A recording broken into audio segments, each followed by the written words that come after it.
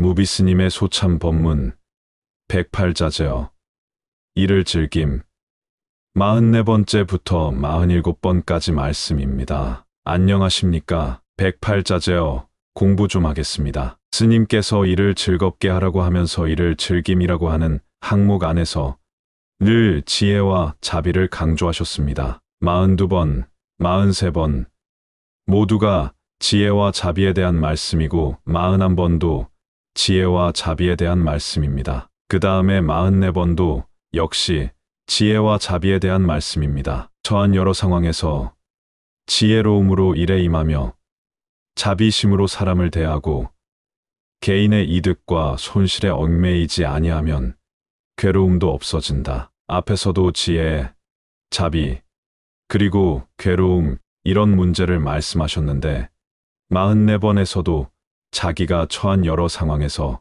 지혜로움으로 일에 임한다. 어떤 일을 하든지 지혜가 우선입니다. 그 다음에 자비심으로 사람을 대한다. 항상 보살은 그리고 불자는 부처님을 믿고 불교를 공부하는 사람은 자비심으로 사람을 대하는 자세가 참 필요합니다. 또 남보다 지혜로워야 됩니다. 그리고 개인의 이득과 손실에 얽매이지 아니한다. 개인의 세속적인 이익과 손해에 대해서 얽매이지 아니하면 괴로움도 없어진다. 자신의 어떤 어려움, 또 손해 때문에 좀 괴로워한다든지 자기가 손해봤다든지 하는 마음이 사라진다고 하는 말씀입니다. 45번째, 마음이 형편에 따라 바뀌는 것은 평범한 사람이며 형편이 마음에 따라 바뀌는 것은 성인과 현인이다. 마음이 형편에 따라 바뀌는 것, 그렇죠. 세상 사람들은 99.9%가 전부 형편 따라서 마음이 바뀝니다. 다 평범한 사람이죠.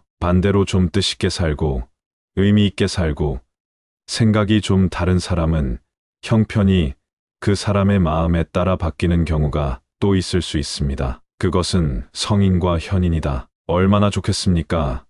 형편이 마음에 따라 바뀐다. 자기 인생을 경영해 가는데 내 마음이 주인공이 되어서 내가 우선이고 내가 마음먹은 대로 정도로서 인생을 경영해 간다 하는 것입니다. 대개 사람들은 상황에 따라서 마음이 거기에 따라가는 거죠. 46번째, 큰 오리는 큰 물길을 헤쳐나오게 되며 작은 오리는 작은 물길을 헤쳐나오게 된다. 헤쳐나오지 않으면 물길도 생기지 않는다. 다른 말로 바꾸면 큰 사람은 큰 물에서 놀고 작은 사람은 작은 물에서 논다. 그렇게도 말할 수가 있겠습니다. 여러 가지로 부연 설명이 가능하겠죠.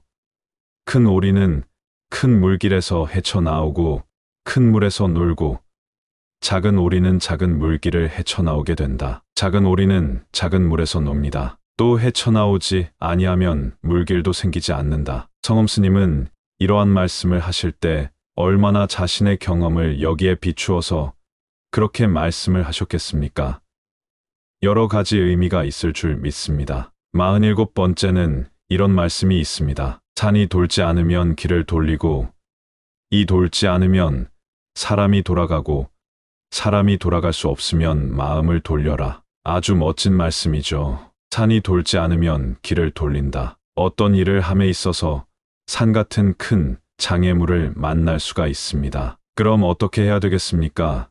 길을 돌려야지요. 피해야 됩니다. 산을 피해서 길을 내야 됩니다. 만약에 길을 돌지 않으면 사람이 돌아간다. 길이 그리로 나 있지 않으면 길을 낼 수가 없다면 사람이 다른 길을 개척해야 됩니다. 사람이 딴 길을 개척해야 됩니다. 얼마든지 가능하겠죠. 또 그것마저 어려워서 사람이 돌아갈 수 없으면 마음을 돌려라. 그랬습니다. 내 생각 하나 접어버리면 끝나는 거죠. 모든 것은 다 적응하기에 달려 있습니다. 화엄경에서는 봉행불교 상섭심 이런 말씀이 있어서 제가 자주 강조하는 이야기인데 불교를 우리가 공부하고 불교를 받든다고 하는 것은 결국은 뭡니까? 내가 마음 관리 잘하는 것이다 그랬습니다. 여기서도 결국은 사람이 돌아갈 수 없으면 마음을 돌려라 라고 하는 것이 궁극의 열쇠는 마음이다 라고 하는 의미가 되겠습니다. 성불하십시오. 무비스님의 소참법문 다음 시간에 뵙겠습니다.